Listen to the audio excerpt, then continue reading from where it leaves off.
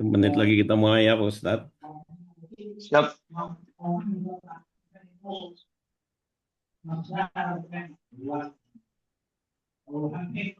Ya, Sudah berapa yang bergabung? 20 orang.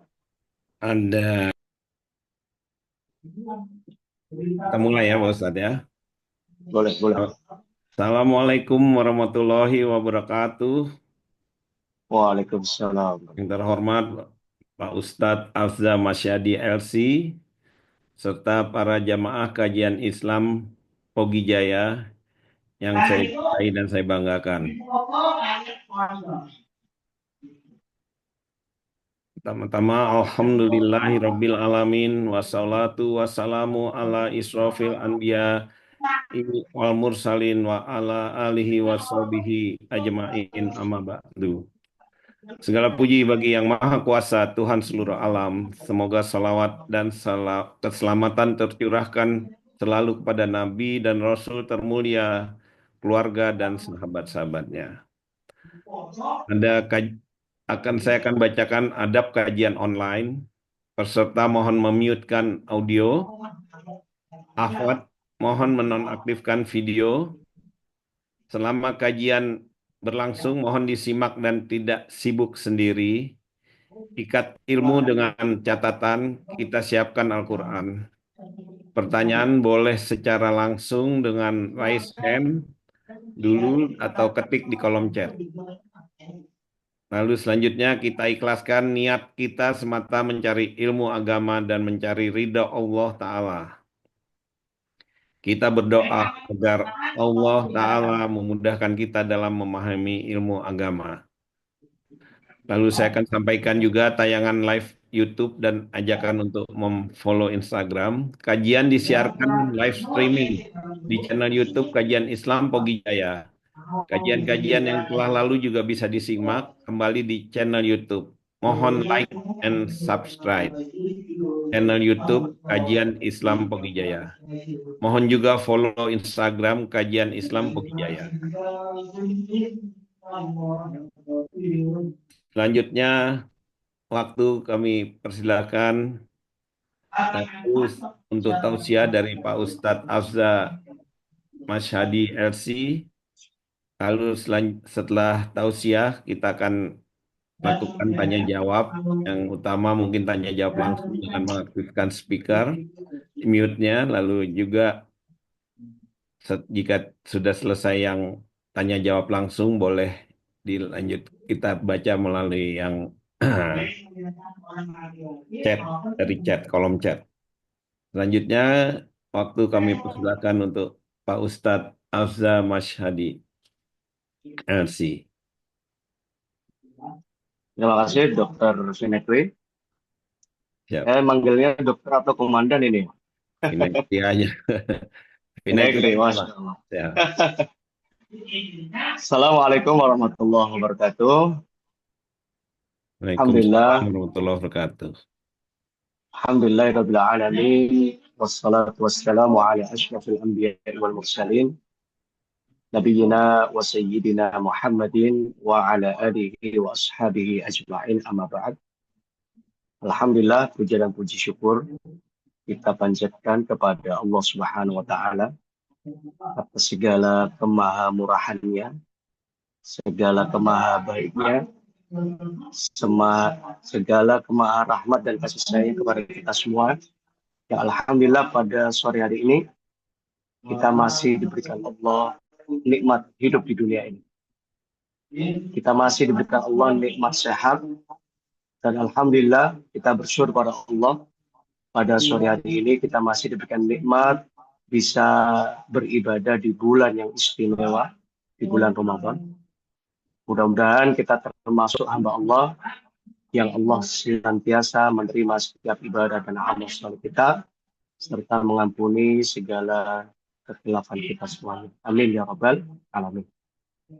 Bapak Ibu semua yang dirahmati Allah, kajian Islam Pogi Jaya, yang alhamdulillah pada sore hari ini kita sudah bergabung di kajian Zoom. Alhamdulillah telah berpartisipasi atau telah bergabung bersama kita semuanya, ada 35 orang. Insya Allah nanti sambil menyusul teman-teman yang lain, kita mulai saja. Insya Allah pada sore hari ini, kita akan mengangkat tema Ramadan dan turunnya Al-Quran. Tentu ini tema yang sangat relevan dengan yang sebentar lagi biasa di Indonesia itu diadakan namanya kegiatan Nuzul Quran. Nah, insya Allah nanti kita akan banyak mengkaji ya, bagaimana Al-Quran, kemudian bagaimana bulan Ramadan, bagaimana turunnya Al-Quran pada 1 jam ke depan, dan juga nanti teman-teman, Bapak Ibu semua, jika ada yang ingin ditanyakan, jangan malu untuk bertanya, sampaikan saja lewat Zoom, atau juga bisa lewat chat ya, atau message. Alhamdulillah, wassalatu wassalamu ala rasulillah wa ala alihi wa sahbihi wa mawala. Tema kita pada sore hari ini adalah Ramadan dan turunnya Al-Quran. Alhamdulillah tak terasa, hari ini kita sudah memasuki Ramadan yang ke-16. Artinya begitu cepat berlalu. Mudah-mudahan kita bukan orang-orang yang menyanyiakan Ramadan ini, tapi mudah-mudahan kita termasuk yang dapat memaksimalkan seluruh waktu dan tenaga kita untuk memperbanyak ibadah dan amal soleh di bulan yang istimewa ini. Ada nasihat yang sangat indah dari Ibnu Rajab Al-Hambali rahimahullah. Ya, beliau rahimahullah taala mengatakan, ya ibadallah, inna syahra Ramadan qad azima 'ala rahim. Sesungguhnya bulan Ramadan telah bersiap untuk meninggalkan kita. Kayaknya baru kemarin kita puasa, sekarang udah 16 hari. Falam yabqa minhu illa qalil, dan tidaklah tersisa darinya kecuali sedikit. Jadi jangan kita katakan masih 14 hari. Tapi katakan tinggal 14 hari. Kenapa? Karena tentu spirit atau semangatnya berbeda. Ketika kita mengatakan masih, dengan kita mengatakan tinggal. Maka kalau kita mengatakan tinggal 14 hari lagi, maka kita akan berusaha untuk memaksimalkan diri. Seperti pacuan kuda, atau kalau ada kompetisi ya balapan mobil atau motor, pasti semakin mendekati garis finish, maka akan semakin kencang larinya. Maka begitu juga ibadah kita, amal soleh kita di bulan Ramadan ini, semakin kita mendekati akhir Ramadan, semakin mendekati garis finish, maka ada harapan besar mudah-mudahan kita termasuk yang bisa memaksimalkan hari-hari kita, waktu-waktu kita untuk memperbanyak ibadah dan amal soleh. Kemudian juga ada nasihat dari Ibnu Qayyim Al-Jauziyah rahimahullah ta'ala. Beliau mengatakan, seandainya dikatakan kepada penghuni kubur, berangan-anganlah kalian, niscaya para penghuni kubur itu akan mengatakan mereka ingin kembali dihidupkan Allah agar mereka bisa merasakan hari-hari di bulan Ramadan. Dan Masya Allah, Alhamdulillah, Ramadan berada di tengah-tengah kita. Dan saat ini kita sedang menikmatinya dengan hidangan-hidangan ibadah yang terbaik, sholat yang terbaik, puasa yang terbaik, baca Al-Quran yang terbaik. Dan Alhamdulillah kita bersyukur bahwa Allah Subhanahu wa Ta'ala dari awal Ramadan sampai hari ini Allah Subhanahu wa Ta'ala memudahkan segala urusan kita. Maka harapan besar mudah-mudahan kita menjadi orang yang bisa mengistimewakan diri kita di hadapan Allah. Jadi tidak hanya sekedar Ramadannya yang istimewa, namun pertanyaannya apakah kita termasuk yang istimewa atau tidak. Nah, maka ayolah Bapak Ibu semua yang dirahmati Allah, mari kita istimewakan diri kita di hadapan Allah di bulan yang istimewa ini, tentu dengan ibadah yang terbaik, amal soleh yang terbaik, dengan harapan mencari ridha Allah Subhanahu wa Ta'ala. Bapak Ibu seluruh jamaah yang dirahmati Allah, kajian kita bertema Ramadan dan turunnya Al-Quran. Tentu Al-Quran adalah kalamullah, ya, firman Allah yang berisi tentang panduan-panduan petunjuk bagi seluruh umat manusia. Dan hidup kita ini memang harus berpegang dengan petunjuk yang sudah ditetapkan Allah Subhanahu wa Ta'ala. Sebagaimana kalau kita beli barang elektronik, beli HP, beli kulkas, beli laptop, pasti di boxnya itu ada buku panduan. Pertanyaannya, kenapa harus ada buku panduan? Supaya apa? Supaya kita tidak salah dalam menggunakannya. Supaya apa? Supaya barang yang kita beli ini tidak mudah rusak. Kalau barang elektronik saja bisa rusak apabila dipakai tidak sesuai dengan petunjuknya, buku panduannya. Apalagi kita punya hidup di dunia ini, maka harus sesuai dengan pedoman dan petunjuk yang telah ditetapkan Allah Subhanahu wa taala. Dan Allah Subhanahu wa taala telah menetapkan standar atau aturan-aturan, kalau bahasa yang biasa kita katakan ada SOP. Kalau kita bekerja saja ada SOP-nya. Di sebuah institusi, instansi, di perusahaan apapun, ada aturan-aturan yang telah ditetapkan oleh sang pemilik perusahaan. Maka dalam hidup kita pun ada SOP-nya. Dan SOP itu harus kita ikuti, harus kita taati. Sekali kita melanggar SOP yang telah ditetapkan Allah Subhanahu wa taala, maka akan menimbulkan kerugian yang besar bagi diri kita. Tidak hanya rugi di dunia, tapi kita akan menjadi orang yang rugi di akhirat. Maka Nabi Shallallahu Alaihi Wasallam pun pernah menyampaikan wasiat. Karena tema kita ini tentang Al-Quran, maka penting untuk mengawali kajian kita ini menyampaikan wasiat Nabi Shallallahu Alaihi Wasallam. Nabi Shallallahu Alaihi Wasallam beliau bersabda, "Taraktu fikum amrayn, lan tadillu ma tamassaktum bihima." Aku tinggalkan kepada kalian dua perkara. Lan tadillu ma tamassaktum bihima, kalian tidak akan tersesat, kalian tidak akan binasa, kalian tidak akan sengsara, ma tamassaktum bihima, selama hidup kalian berpegang teguh dengan keduanya. Apa itu? Nabi Shallallahu Alaihi Wasallam mengatakan Al-Quran was Sunnah, yakni Al-Quran dan Sunnah. Maka Quran bagi umat Islam adalah jalan hidup, petunjuk bagi umat manusia.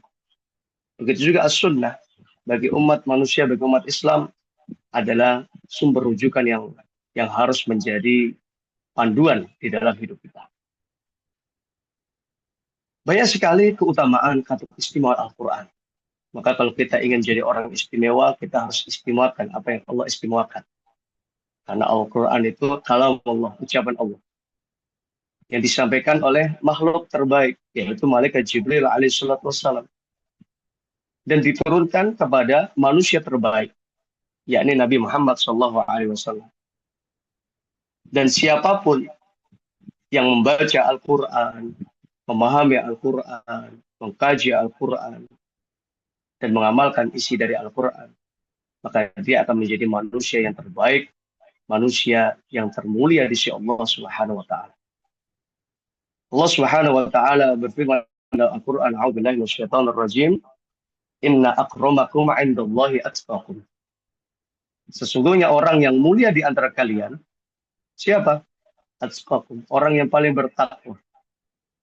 Dan orang yang paling bertakwa itu adalah orang yang taat kepada Allah. Bukan orang yang kaya, bukan orang yang punya jabatan, bukan orang yang punya segala apapun yang ia inginkan di dunia ini. Tapi kalau kita ingin menjadi orang yang mulia, kita ingin menjadi orang yang istimewa, orang yang terbaik di sisi Allah Subhanahu wa taala, jadilah kita orang yang bertakwa. Dan orang yang bertakwa selalu menjadikan Al-Quran dan Sunnah sebagai pedoman dan petunjuk di dalam hidupnya. Bapak Ibu seluruh jamaah yang dirahmati Allah, Ibu dokter, semuanya yang kami cintai karena Allah Subhanahu wa taala, maka inilah pentingnya kita memahami urgensi ya, bahwa Al-Quran ini adalah kitab yang sangat mulia, punya banyak sekali keistimewaan. Apa saja keistimewaan Al-Quran? Banyak sekali. Di antara yang pertama, Quran ini adalah kitab suci bagi umat manusia sebagai petunjuk. Dan mulianya Ramadan, Allah Subhanahu wa taala turunkan di bulan Ramadan ini Al-Quran. Saya yakin teman-teman, Bapak Ibu semuanya sudah hafal banget ayatnya. Surah Al-Baqarah ayat 185. Allah berfirman, "A'udzubillahi minasyaitonirrajim. Syahrul Ramadan alladzi unzila fihi al-Qur'an." Bulan Ramadan adalah bulan yang diturunkan di dalamnya Al-Qur'an. Hudal linnas wa bayyinatin minal huda wal furqan. Apa itu Al-Qur'an? Al-Qur'an ada hudal linnas, petunjuk bagi umat manusia. Siapapun yang menjadikan Al-Quran sebagai petunjuk dalam hidupnya, maka dia akan selamat. Siapapun yang menjadikan Al-Quran sebagai pedoman di dalam hidupnya, maka dia akan menjadi orang yang bahagia. Hudal linnas, petunjuk bagi umat manusia. Wa bayyinati minal huda wal furqan. Dan penjelas dari petunjuk-petunjuk yang telah Allah turunkan sebelumnya. Artinya, sebelum Al-Quran Allah turunkan kitab Zabur, kitab Taurat, kitab Injil. Kemudian Allah turunkan Al-Quran sebagai penyempurna dan menjelaskan apa saja yang Allah perintahkan dalam kitab-kitab yang terdahulu. Ini menunjukkan bahwa Al-Quran membenarkan kitab-kitab yang terdahulu yang diturunkan Allah Subhanahu wa Ta'ala. Kemudian yang ketiga, Al-Quran sebagai Al-Furqan, sebagai pembeda antara yang benar dan yang salah, yang batil. Maka orang yang senantiasa berpedoman dengan Quran, maka ia akan diberikan Allah kemampuan untuk membedakan mana yang benar, mana yang salah. Tentu standar kebenaran ini bukan apa yang difahami oleh manusia. Jadi standarisasi kebenaran ini adalah tentu sesuai dengan Allah Subhanahu wa Ta'ala. Kemudian yang selanjutnya, Al-Quran sebagai petunjuk. Dalam surah Al-Baqarah ayat 2, Allah berfirman, "A'udzubillahi minasyaitonirrajim. Dzalikal kitabu la raiba fihi." Itulah Alkitab, yang dimaksud kitab adalah Al-Quran, la raiba fihi, tidak ada keraguan di dalamnya. Maka sebagai orang Islam, umat yang beriman, tidak boleh kita meragukan sedikit pun ayat yang ada di dalam Al-Quran. Satupun ayat tidak boleh kita ragukan. Kenapa? Karena ini ada ciri-ciri orang yang beriman. Hudan lil muttaqin, dan sebagai petunjuk bagi orang-orang yang bertakwa. Lagi-lagi orang yang bertakwa ini disebutkan Allah Subhanahu wa Ta'ala dalam ayat ini, dan ini menunjukkan orang yang bertakwa adalah orang yang mulia insyaallah Subhanahu wa Ta'ala. Kemudian dalam surah Ali Imran ayat 138, Allah pun berfirman, "A'udzubillahi minasyaitonirrajim. Hadza bayanun linnas hudan wa mau'izatun lil muttaqin." Jadi inilah Al-Quran bayanun linnas, yang akan memberikan keterangan yang jelas untuk umat manusia. Jadi Bapak Ibu kalau baca Al-Quran itu insya Allah isinya sangat jelas sekali. Dan termasuk yang sering kami sampaikan kepada para jemaah, kita harus merubah mindset kita dalam membaca Al-Quran, cara kita baca Quran. Kalau kita baca Quran itu jangan hanya sekedar dibaca ayatnya, tapi cobalah untuk membaca terjemahannya. Syukur membaca tafsirnya. Jangan berpindah ke ayat yang selanjutnya, kecuali kita telah membaca terjemahannya. Insya Allah akan ada perubahan besar dalam hidup kita. Insya Allah akan ada perubahan besar dalam sikap perilaku kita. Kenapa? Karena siapapun yang berhias dengan Al-Quran, maka ia akan nampak keindahan pada dirinya. Hadza bayanun linnas. Maka Quran ini Allah turunkan kepada umat manusia dengan keterangan yang jelas. Wa hudan, sebagai petunjuk. Wa mau'izatun lil muttaqin, dan pelajaran bagi orang-orang yang bertakwa. Lagi-lagi orang yang bertakwa disebutkan Allah Subhanahu wa Ta'ala di dalam ayat ini. Ini menunjukkan bahwa tingkatan yang tertinggi bagi umat manusia adalah mereka orang-orang yang senantiasa bertakwa kepada Allah Subhanahu wa Ta'ala. Kemudian selanjutnya di dalam surah Al-Isra ayat 9, Allah berfirman, "A'udzubillahi minasyaitonirrajim.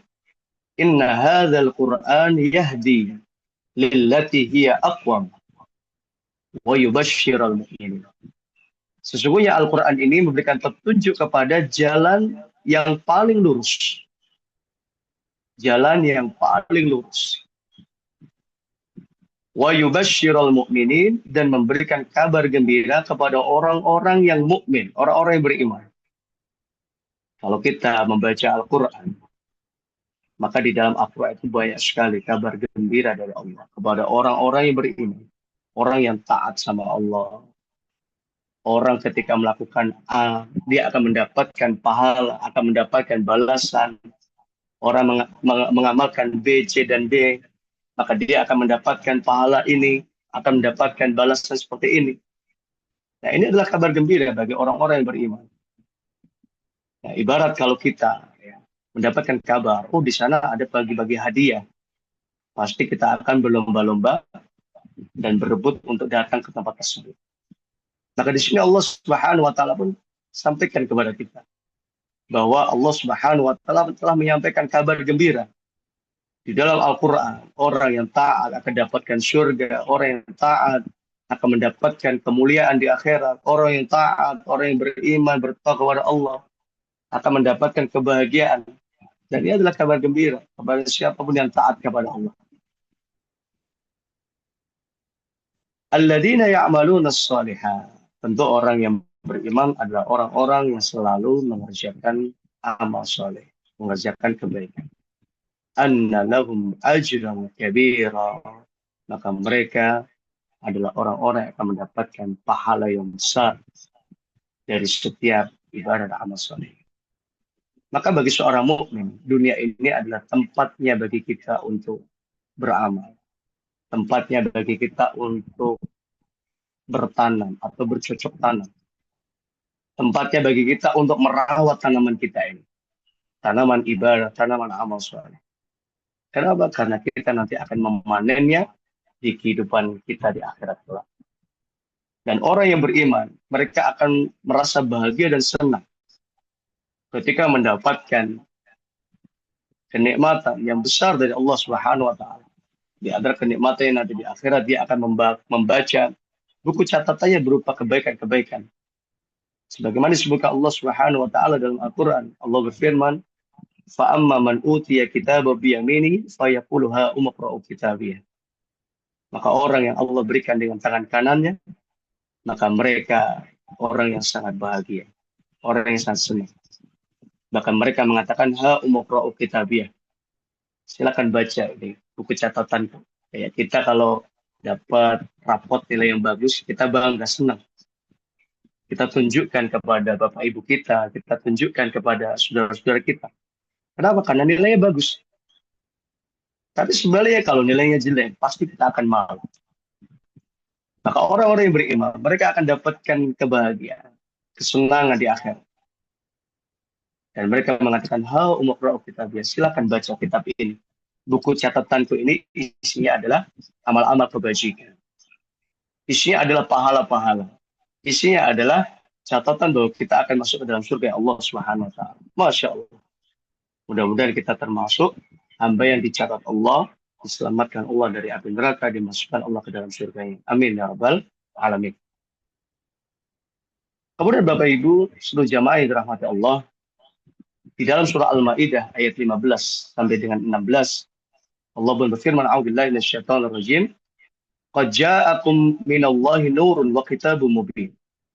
Nah, di dalam ayat ini Allah mengibaratkan Al-Quran itu bagaikan cahaya. Namanya kita punya rumah. Kalau rumah itu nggak ada lampunya, maka rumahnya akan gelap. Kita mau ngambil apapun nggak bisa. Kita mau jalan, nabrak sana, nabrak sini. Maka ini menunjukkan betapa pentingnya cahaya. Kalau dalam hidup saja, di dunia saja kita butuh cahaya. Apalagi dengan perjalanan yang masih panjang, yaitu perjalanan kita di akhirat. Maka kita butuh cahaya dari Allah Subhanahu wa taala. Dan di antara cahaya itu adalah Al-Quran. Qad ja'akum minallahi nur. Telah datang kepada kalian cahaya dari Allah. Wa kitabun mubin, dan Al-Quran itu sebagai kitab yang mubin, kitab yang menerangkan. Jadi apapun yang kita butuhkan, akan diterangkan di dalam Al-Quran. Yahdi billahu man ittaba'a ridwanahu subulas salam. Dan Quran ini akan memberikan petunjuk kepada siapa? Kepada orang-orang yang mengikuti keridhaan Allah. Bukankah yang kita cari dalam hidup ini adalah keridhaan Allah? Orang yang beriman dalam setiap hembusan nafasnya, dia selalu berharap ridho Allah Subhanahu wa taala. Mengapa? Karena sekali kita mencari ridho manusia, maka bersiap-siaplah untuk kecewa. Siapapun yang tujuan hidupnya untuk mencari ridho manusia, maka dia akan menjadi orang yang kecewa dan dikecewakan. Maka tujuan hidup kita harus jelas. Tidak lain adalah untuk mencari ridho Allah Subhanahu wa taala. Bukankah kita selalu mengatakan inna salati wa nusuki wa mahyaya wa mati lillahi rabbil alamin.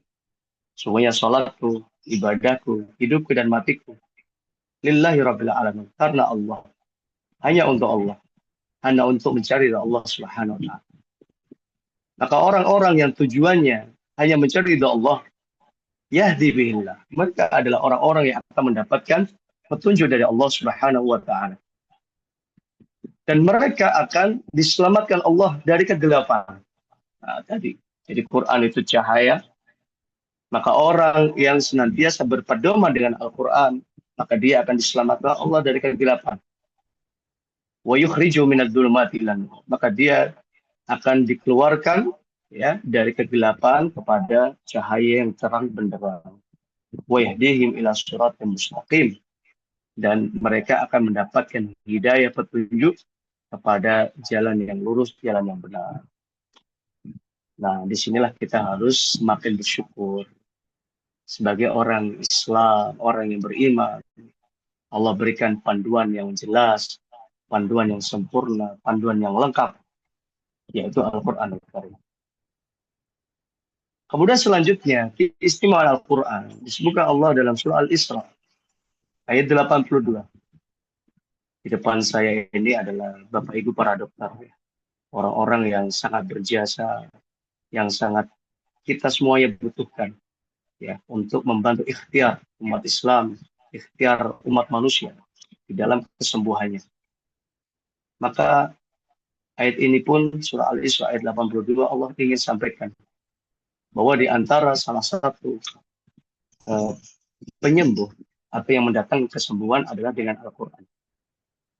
Allah Subhanahu wa taala berfirman, A'udzubillahi minasyaitonir rajim. Wa nunazzilu minal Qur'ani ma huwa syifa. Dan kami turunkan Al-Quran ma huwa syifa. Al-Quran sebagai syifa. Syifa itu sebagai penawar, ya, penyembuh. Makanya tidak sedikit para ulama yang menganjurkan ketika kita sedang sakit, maka salah satu ikhtiarnya adalah dibacakan Al-Quran. Setelah kita berikhtiar, tentu selanjutnya adalah kita memohon kepada Allah Subhanahu wa taala kesembuhan. Jadi ikhtiarnya seorang mukmin itu harus ditempuh semaksimal mungkin. Ikhtiar kedokteran, ya. Ikhtiar dengan membaca Al-Quran, ya. Ikhtiar dengan bertawakal berdoa kepada Allah Subhanahu wa taala. Kenapa? Karena ini adalah sebagai panduan dari Allah Subhanahu wa taala bahwa Allah jadikan Al-Quran sebagai penawar bagi umat manusia. Maka kalau kita ingin dimudahkan dalam ikhtiar kesembuhan kita, maka jangan sampai kita tinggalkan Al-Quran Al-Karim. Kemudian Allah sebutkan juga Al-Quran sebagai warahmatul lil mu'minin. Rahmat bagi orang-orang yang beriman. Gimana nggak rahmat? Di dalam Al-Quran Allah selalu ingatkan kita. Jadi salah satu bukti sayangnya Allah dengan kita itu apa? Allah selalu kasih kita petunjuk, bimbingan, peringatan. Nggak boleh ini, nggak boleh itu. Lakukan ini, lakukan itu. Semata-mata karena Allah itu sayang dengan kita. Warahmatul lil mu'minin. Dan itu adalah rahmat Allah bagi orang-orang yang beriman. Wala yajidud dhalimina illa khasara. Sedangkan bagi orang yang zalim, Artinya orang yang tidak berpedoman dengan Al-Quran, orang yang jauh dari Quran, orang yang tidak mentaati perintah-perintah Allah yang ada dalam Al-Quran, maka ia akan mendapatkan kerugian. Sebaliknya, orang yang beriman adalah orang yang beruntung dan bahagia di akhirat. Kemudian di dalam surah Al-Furqan ayat 1, Allah Subhanahu wa taala menjelaskan a'udzubillahi minasyaitonir rajim, tabarakalladzi nazzala al-furqana 'ala 'abdihi liyakuna lil 'alamin nadhira. Maha suci Allah yang telah menurunkan Al-Furqan, yakni menurunkan Al-Quran ala 'abdihi, kepada hambanya, yaitu kepada Nabi Muhammad sallallahu alaihi wasallam. Liyakuna lil 'alamin nadhira. Agar apa? Agar Al-Quran ini menjadi peringatan kepada seluruh alam. Maka Ibnu Katsir rahimallahu taala di dalam menafsirkan kalimat alamin di sini, ya, tidak hanya untuk seluruh umat manusia saja, bahkan termasuk bangsa jin, ya. Allah Subhanahu wa taala turunkan kepada mereka Al-Quran, di mana Al-Quran ini akan menjadi pedoman, petunjuk bagi mereka. Nah, tadi kita sudah banyak mengkaji, mempelajari bersama tentang keistimewaan Al-Quran. Menunjukkan bahwa Al-Quran ini adalah bukti rahmat dan kasih Allah Subhanahu wa taala kepada umat manusia. Agar apa? Agar hidup kita ini berada di jalan yang benar, agar kita ini jadi orang yang selamat. Kita jadi orang yang menang, jadi orang yang sukses. Dan orang mukmin jangan sampai hanya cukup sukses di dunia saja. Orang mukmin nggak cukup sukses di dunia, tidak cukup bahagia di dunia. Tapi orang yang mukmin harus menjadi orang yang sukses, orang yang bahagia, orang yang menang di akhirat. Nah, Allah Subhanahu wa taala di satu sisi mengingatkan kita semua untuk menjadikan Al-Quran sebagai pedoman, sebagai pegangan, sebagai ikhtiar untuk kesembuhan, petunjuk bagi umat manusia. Tapi di dalam ayat yang lain Allah Subhanahu wa taala ingatkan kepada siapapun yang jauh dari Quran, yang mengabaikan Al-Quran, yang tidak mau mentaati peringatan-peringatan Allah yang ada di dalam Al-Quran, maka dia akan jadi orang yang rugi. Tidak hanya rugi di dunia, tapi dia akan rugi di akhirat. Apa itu? Di dalam Al-Quran surat Toha ayat 124 sampai dengan ayat 126, Allah berfirman, a'udzubillahi minasyaitonir rajim. Wa man a'rada 'an dzikri fa inna lahu ma'isyatan dhanka. Nah, ini hati-hati Bapak Ibu, ya. Jangan sampai kita termasuk orang yang berpaling dari peringatan Allah. Jadi dalam Quran ini banyak sekali peringatan-peringatan Allah. Banyak sekali perintah-perintah Allah. Lakukan ini, tinggalkan ini, kerjakan ini, jangan lakukan ini. Nah, itu isinya adalah peringatan-peringatan Allah. Makanya Allah Subhanahu wa taala ingatkan, "Wa man a'rada 'an dzikri." Barang siapa yang berpaling dari peringatanku, fa inna lahu ma'isyatan dhanka. Maka sungguh dia akan menjalani kehidupan yang sempit. Nah, ini yang kita khawatir dan kita takutkan. Jangan sampai hidup kita disempitkan sama Allah. Rizkinya sempit, hatinya sempit, ya. Selalu diisi dengan suudzon, bawaannya selalu marah, tidak tenang hidupnya, hatinya gelisah. Apa sebabnya? Karena jauh dari Al-Quran. Maka di sini Allah ingatkan, jangan sampai kita jadi orang yang jauh dari Al-Quran, yang jauh dari peringatan-peringatan Allah. Kenapa? Karena siapapun yang jauh dari peringatan Allah, berpaling dari peringatan Allah, maka dia akan mendapatkan kerugian. Apa kerugiannya? Fa inna lahu ma'isyatan dhanka. Maka dia akan mendapatkan kehidupan yang sempit. Wa nahsyuruhu yaumal qiyamati a'ma. Nah, ini tadi di dunia. Belum di akhirat. Di akhirat Allah mengatakan wa nahsyuruhu yaumal qiyamati a'ma. Dan kami akan kumpulkan mereka, orang-orang yang berpaling dari Al-Quran, berpaling dari peringatan-peringatan Allah, Nahsyuruhu yaumal qiyamati a'ma. Dia akan menjalani kondisi hari kiamat yang sangat mengerikan. Apa itu? Nahsyuruhu yaumal qiyamati a'ma. Jadi kumpulkan dalam kondisi yang buta. Kayak tadi, kita itu di kamar kalau mati lampu saja kita bingung. Mau ngambil apapun nggak bisa, nggak kelihatan. Apalagi nanti di akhirat.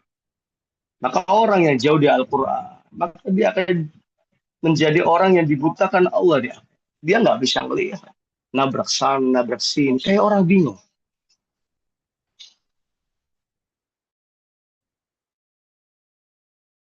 Kenapa? Karena mereka jauh dari Aisyah kiamat. Maka dia akan dibangkitkan Allah Subhanahu Wa Taala di hari kiamat dalam kondisi buta. Jadi orang yang buta itu nggak enak Bapak Ibu. Coba beberapa detik kita pejamkan mata.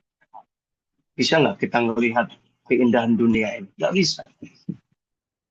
Bisa nggak kita melihat, ya Allah, betapa gantengnya suamiku, betapa cantiknya istriku, betapa lucunya anak-anakku. Ya Allah, betapa indahnya dunia ini. Nggak bisa kita menikmati. Sekali kita dibuat tidak bisa melihat, maka kita akan jadi orang yang bingung. Itu di dunia. Apalagi di akhirat. Maka orang kan kelabakan itu. Dibikin buta sama Allah Subhanahu Wa Taala. Maka mereka protes kepada Allah. Qala li Rabbi lima hasyartani a'ma. Ya Rabbi, wahai Tuhanku. Bayangkan, mereka mengatakan ya Rabbi. Padahal di dunia nggak mau taat sama Allah. Disuruh sholat nggak mau sholat. Disuruh puasa nggak mau puasa. Tapi mau nggak mau di hari kiamat, dia akan mengakui bahwa Allah adalah Tuhannya. Qala Rabbi lima hasyartani a'ma. Mereka mengatakan, Tuhanku lima hasyartani a'ma. Kenapa kau bangkitkan aku dalam kondisi a'ma, kondisi buta? Waqad kuntu basir. Padahal aku dahulu dapat melihat. Aku dulu bisa melihat dunia. Maka Allah Subhanahu wa taala mengatakan menjawab, qala kadzalika atatska ayatuna fanasitaha. Kenapa kau dibikin buta? Atatska ayatuna fanasitaha. Dulu itu sering datang kepadamu ayat-ayat kami, peringatan-peringatan kami. Kau nggak boleh ini, nggak boleh itu. Kau harus ini, harus melakukan itu. Tapi kau nggak pernah mentaatinya. Atas ke ayatun nafanasita. Kau abaikan. Kau lupakan itu semua peringatan-peringatan Allah. Kau nggak mau berpedoman dengan Al-Quran. Kau jauh dari hidayah dan petunjuk Allah. Fanasita, kau lupakan. Kau lupakan agamamu. Kau lupakan syariatmu. Kau lupakan Al-Islam. Kau lupakan Al-Quran. Fanasita, kau lupakan. Fakadzalikal yauma tunsa. Maka karena kau dulu nggak mau taat sama Allah, kau melupakan peringatan-peringatan Allah, fakadzalikal yauma tunsa. Maka pada hari ini pun kau dilupakan dan diabaikan sama Allah Subhanahu wa taala. Bayangkan, nggak enak sekali gitu. Di dunia aja kita diabaikan sama teman kita, sahabat kita. Itu gimana perasaan? Nggak enak banget kan, sakit hati, kecewa. Itu baru diabaikan manusia. Bagaimana kalau kita diabaikan Allah Subhanahu wa taala, Sang Pencipta kita, yang kasih kehidupan kepada kita, yang kita selalu berharap Allah akan memberikan kebahagiaan kepada kita di akhirat. Tapi karena orang tidak mau taat sama Allah, tidak mau mengikuti perintah-perintah Allah, berpaling dari peringatan Allah, fakadzalika yauma tunsa.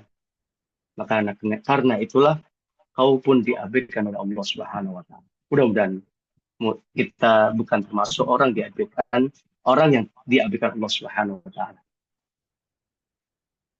Nah, Bapak Ibu seluruh jamaah rahimani wa rahimakumullah. Nah, sekarang kita masuk kepada poin yang kedua, Ramadan dan turunnya Al-Qur'an. Jadi Ramadan adalah bulan turunnya Al-Qur'an. Tapi ternyata tidak hanya Al-Quran yang diturunkan Allah di bulan Ramadan. Ternyata kitab-kitab Samawiyah. Samawiyah ini adalah kitab-kitab yang diturunkan dari langit. Yaitu kitab yang Allah Subhanahu wa Ta'ala turunkan kepada para nabi. Ternyata kitab Samawiyah, semua kitab Samawiyah itu diturunkan Allah di bulan Ramadan. Ada yang baru dengar nggak? Masya Allah. Maka di dalam hadis yang dibuatkan dari sahabat Wathilah bin Asqa, Rasulullah Shallallahu Alaihi Wasallam bersabda, "Unzilat suhuf Ibrahim alaihissalam fi awwali lailatin min Ramadan." Jadi diturunkan suhuf Ibrahim. Kalau Bapak Ibu baca surat apa itu Al-A'la ya, di akhir ayat itu ada suhuf Ibrahim wa Musa. Maka di sini disebutkan di suhuf Ibrahim diturunkan pada awal Ramadan. Wa unzilatit Taurat fi Ramadan, dan Taurat itu juga diturunkan Allah pada awal-awal Ramadan. Nah, ini nanti kita akan masuk, termasuk nanti akan kita bahas. Emang sebenarnya itu Quran itu turunnya kapan sih? Gitu. Ada sebagian yang mengatakan 17 Ramadan, ada yang mengatakan enggak 17 Ramadan. Kira-kira mana yang benar? Insya Allah nanti akan kita bahas.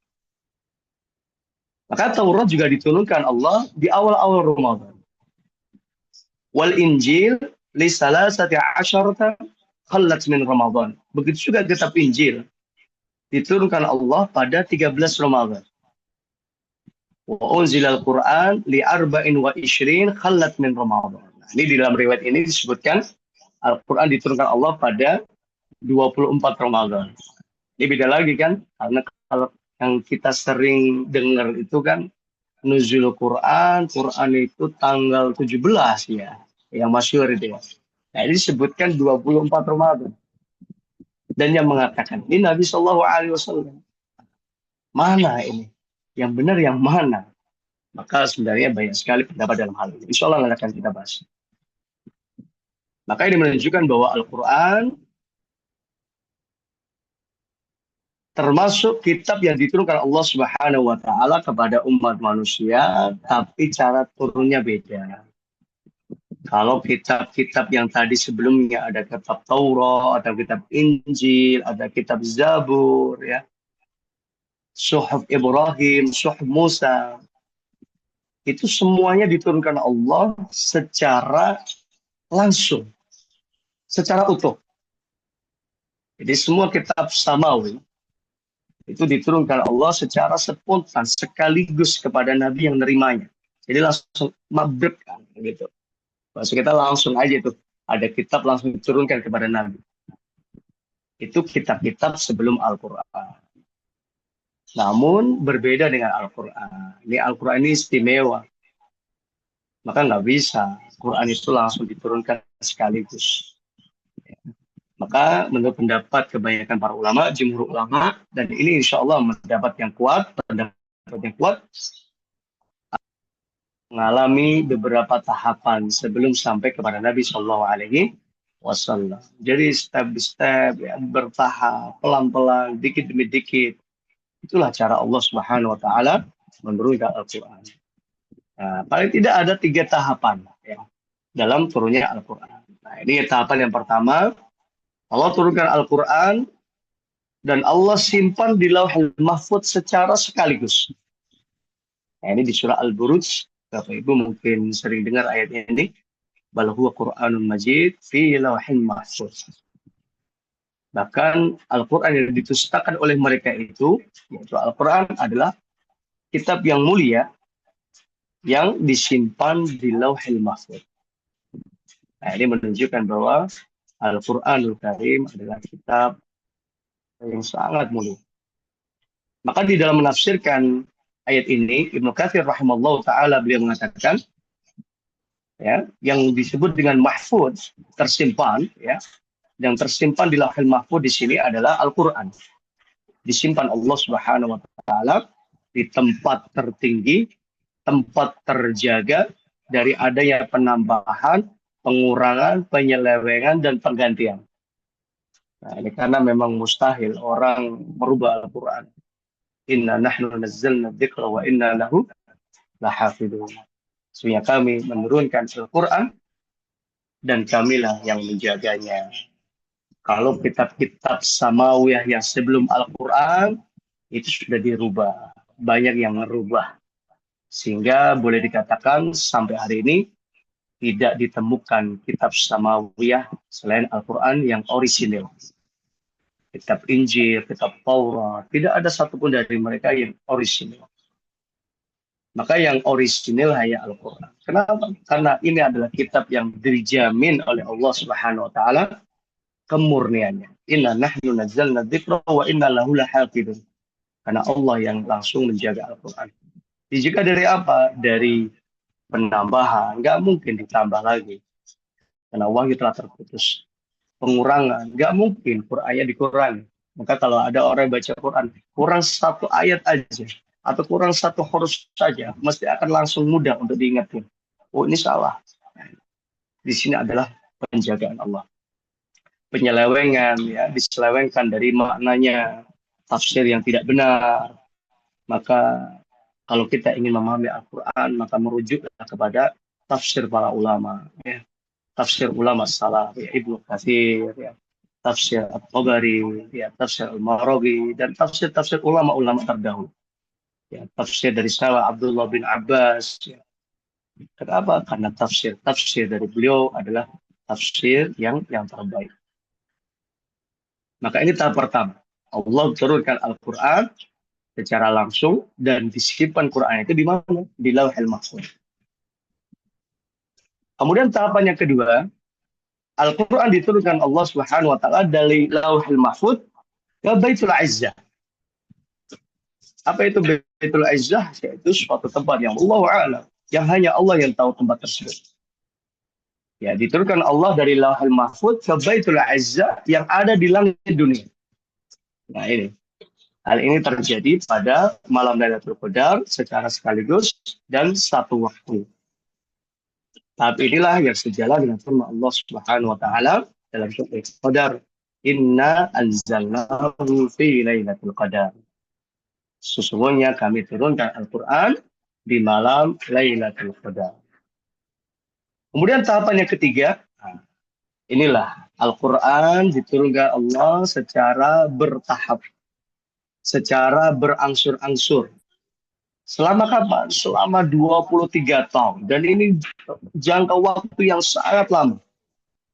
Masya Allah. Waktu yang sangat lama sekali. Kepada Nabi kita, Nabi Sallallahu Alaihi Wasallam, melalui perantara malaikat Jibril alaihi salatu wassalam. Sahabat Abdullah bin Abbas radhiyallahu ta'ala anhu, beliau mengatakan, Anzalallahu al-Quran jumlatan wahidah min lauhil mahfud. Allah, Al-Quran secara keseluruhan diturunkan dari Lauhul Mahfuz ke Baitul Izzah secara keseluruhan, yaitu secara sekaligus yang pertama. Summa nazala mufassalan, kemudian diturunkan secara berangsur-angsur, bihasbil waqa'i, sesuai dengan keadaan-keadaan atau peristiwa-peristiwa yang terjadi selama 23 tahun. Nah, ini. Maka ini menunjukkan bahwa Quran ini tidak diturunkan secara sekaligus, tapi Al-Quran diturunkan secara berangsur dan bertahap. Nah, apa ini hikmah diturunkannya Al-Quran secara bertahap? Paling tidak ada dua. Yang pertama, ya, untuk mengokohkan hati. Di dalam Al-Quran Allah berfirman, "A'udzubillahi minasyaitonir rajim. Wa qala alladziina kafaru laula nuzzila 'alaihil Qur'anu jumlatan wahidah." Berkatalah orang-orang kafir, mengapa Al-Quran nggak diturunkan kepadanya, kepada Nabi Muhammad, jumlatan wahidah, secara sekaligus, seperti kitab-kitab yang terdahulu. Maka dijawab oleh Allah Subhanahu wa taala, "Kadzalika linutsabbita bihi fu'adak." Yang demikian itu supaya kami perkuat hatimu dengannya. Warattalnahu tartila, dan kami membacanya secara tartil. Kemudian Allah Subhanahu wa taala berfirman, "A'udzubillahi minasyaitonir rajim. Wa la ya'tunaka bimatsalin illa ji'naka bil haqqi wa ahsana tafsira." Dan tidaklah kami ya mendatangkan kepadamu kecuali kami mendatangkan dengan Al-Quran dengan penjelasan yang terbaik. Mohon maaf, ini ada pengganggu. Masya Allah, ada anak-anak. Mohon maaf sebentar, kami kondisikan.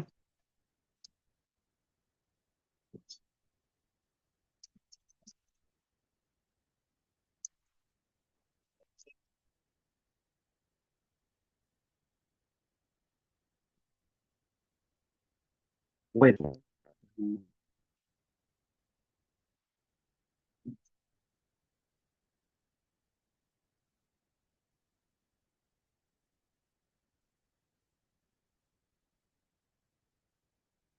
Izin Pak Ustadz, masih 15 menit lagi, nanti Masya Allah. akan dilanjutkan Barakallah. sesi tanya jawab. Lanjut, silakan Pak Ustadz. Ya, mohon maaf, ada gangguan. Kemudian yang kedua, ya, jadi Al-Quran diturunkan Allah Subhanahu Wa Taala di antara hikmahnya untuk mudah dihafal, difahami, dan diamalkan. Dalam surah Al-Qamar, wala yassarna Qur'ana lidzikri fahal min mudzakir. Sungguh kami telah memudahkan Al-Quran lidzikri untuk diingat, dijadikan sebagai peringatan, ya, pedoman. Fahal min mudzakir. Ada nggak yang mau untuk mengambil pelajaran? Ada nggak yang mau membacanya? Ada nggak yang mau memahami dan mengamalkan? Nah, ini adalah hikmah diturunkannya Al-Quran supaya mudah untuk difahami, supaya mudah untuk diterima, ya. Karena kalau langsung satu Al-Quran full, ya, orang akan kesulitan untuk memahaminya. Tapi dengan rahmat kasih Allah Subhanahu Wa Taala pada umat manusia, maka Al-Quran diturunkan Allah Subhanahu Wa Taala secara berangsur-angsur supaya mudah untuk difahami. Nah, sekarang kita masuk pada pembahasan yang terakhir tentang nuzul Al-Quran. Ini kapan nih Quran diturunkan? Nah, ini banyak sekali ternyata pendapat ini ya. Dan ini semuanya ijtihad. Tidak ada tanggal atau waktu yang pasti dari Nabi Shallallahu Alaihi Wasallam tentang kapan turunkan Al-Quran. Namun paling tidak para ulama berijtihad untuk berusaha mengetahui sebenarnya kapan sih nuzul Quran itu. Maka yang pertama dikatakan Quran itu diturunkan pada tanggal 17 Ramadan 6 Agustus tahun 610 Masehi. Ini tahun yang sangat lama, 13 tahun sebelum hijrah. Dengan apa? Dengan turunnya surah Al-Alaq. Iqra bismi rabbikal ladzi khalaq, khalaqal insana min 'alaq. Yaitu peristiwa ketika malaikat Jibril mendatangi Nabi Shallallahu Alaihi Wasallam ketika berada di Gua Hira. Dan ini pendapat yang pertama. Kemudian yang kedua, pada tanggal 17 Ramadan, pada peristiwa Perang Badar, 2 Hijriah. Di surah Al-Anfal ayat 41. Yaumal Furqan, Yaumal Taqal Jama'an. Nah, ini banyak para ulama yang memahami ayat ini. Yaumul Furqan, Yaumal Taqal Jama'an. Diturunkannya Al-Quran itu pada peristiwa Perang Badar. Makanya kita juga menghormati ya, siapapun yang berijtihad bahwa Quran diturunkan pada tanggal 17 Ramadan. Kemudian pendapat yang ketiga juga mengatakan bahwa Al-Quran bukan 17 Ramadan, namun pada malam Lailatul Qadar. Dan kita tahu semua Lailatul Qadar itu bukan di 10 hari pertama, bukan pula di 10 hari yang kedua. Karena kalau 17 itu berarti 10 hari yang kedua. Nah ini, maka mau nggak mau 10 hari terakhir, berarti dari malam 21 sampai akhir Ramadan. Makanya tadi di hadis tadi sebutkan apa? Malam 24. Nah, ini sebenarnya banyak sekali pendapat-pendapat dan riwayat-riwayat yang menjelaskan dalam hal ini. Ini menunjukkan bahwa tidak ada tanggal yang pasti ya, tentang nuzulul Quran. Nah, Rasulullah Shallallahu Alaihi Wasallam beliau berpuasa Ramadan itu selama 9 bulan dari tahun 2 Hijriah sampai tahun 10 Hijriah. Nah, pertanyaannya apa yang dilakukan Nabi Shallallahu Alaihi Wasallam setiap tanggal 17 Ramadan? Nah, ini kalau kita mengatakan nuzul Quran tanggal 17, kira-kira apa sih yang dilakukan Nabi Shallallahu Alaihi Wasallam pada tanggal 17 Ramadan? Pernah nggak kita mendapat penjelasan dalam hal ini dari para ulama. Wallahu alam, dan saya pribadi pun sampai hari ini saya belum mendapati bahwa Rasulullah SAW melakukan amalan khusus di tanggal 17 Ramadan. Ini menunjukkan apa? Ini menunjukkan bahwa nuzulul Quran itu dirahasiakan Allah Subhanahu wa taala turunnya sebagaimana Lailatul Qadar. Nah, sebagai penutup, nah ini ada kalimat, tak perlu kita bertanya dan menerka kapan nuzul Quran, kapan turunnya Al-Quran. Apakah tanggal 17, ataukah tanggal tadi 24, atau selainnya. Maka jangan repotkan diri kita tentang tanggalnya. Namun bertanyalah pada diri kita, sudahkah Al-Quran turun di hati kita?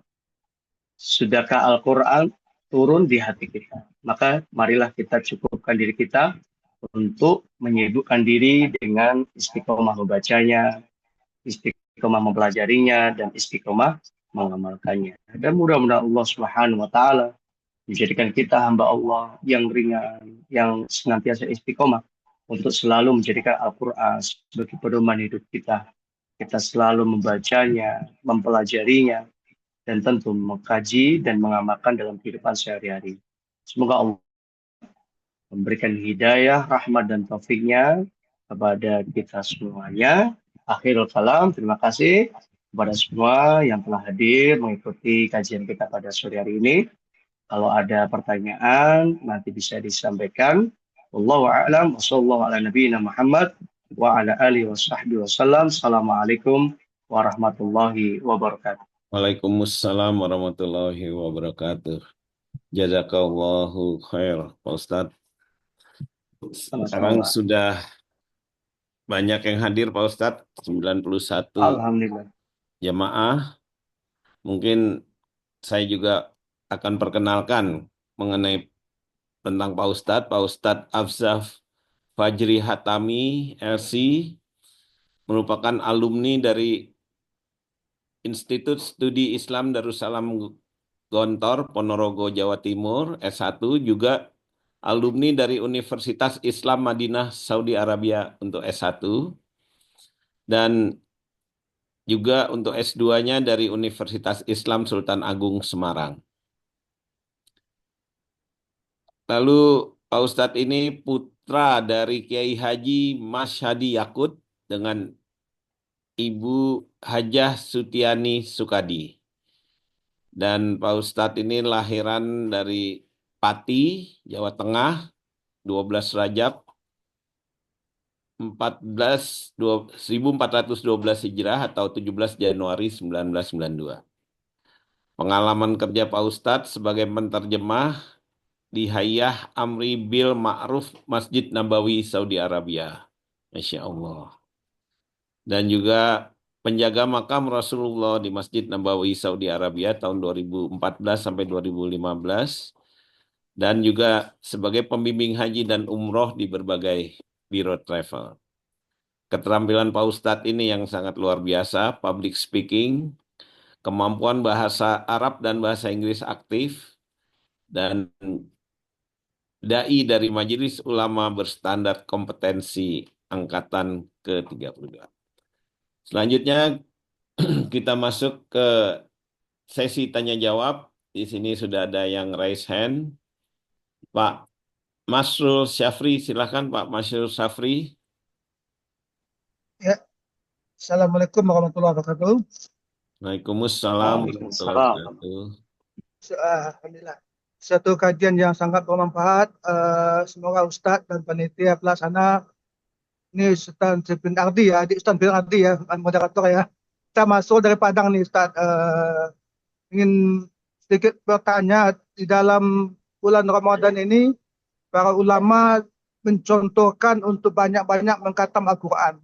Tadi Ustadz menyarankan bagaimana baca Al-Quran, baca terjemahan, dan kalau bisa baca tafsir. Nah, kalau kita melakukan ketiga hal ini, tentu khatam ini akan tidak tercapai. Yang kita inginkan khatam 1, 2, atau 3 kali dalam satu bulan, mungkin sulit mencapai. Apalagi kita yang para dokter yang sibuk dengan banyak kegiatan.